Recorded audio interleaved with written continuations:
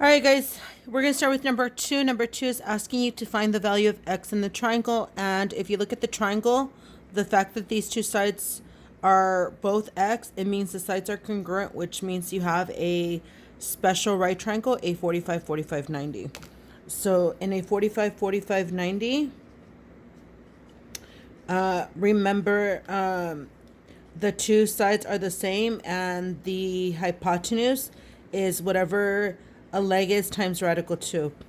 And in this case, you are given the hypotenuse, which is 24. So you're going to solve for x. So what you do is you set these equal to each other.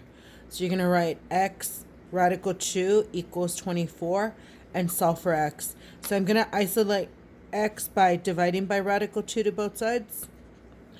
Here they cancel out. You end up with x equals 24 over radical 2. Again, in the previous videos, I showed you that you're not allowed to have radicals at the bottom. So you will multiply by radical 2 to the top and the bottom.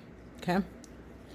And remember, radical 2 times radical 2, that just gives you radical 4, and radical 4 is 2. So what you end up with, excuse me, and I'm going to do it on the side, x equals 24 times radical 2, that stays the same on top, over 2. The bottom just simplifies to 2. Okay? And remember, you can still simplify this because coefficients 24 and 2 can simplify. So your final answer will be 12 times radical 2. Okay? And that's x. Take your time, and that's kind of the setup that I usually do, okay, depending on what's given. All right, let's try another one. All right, guys, the next one we're going to do together is number 4. They didn't give me a picture, but this is what I would draw, okay?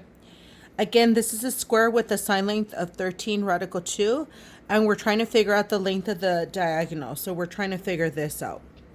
Because it's a square, I know that all the sides are congruent, and they're all 90 degrees. So when you draw the diagonal, you end up having a 45, 45, 90 triangle.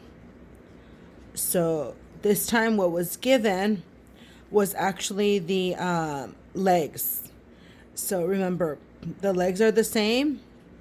Hypotenuse is leg times radical 2. So if your leg is 13 radical 2, all I have to do is take 13 radical 2 and multiply it by radical 2. Remember, radical 2 times radical 2 is radical 4, which is just equal to 2. So this becomes 13 times 2, which is 26. So my diagonal should measure 26 meters. Okay. So often a picture would be really good. Okay. All right, let's try another one together.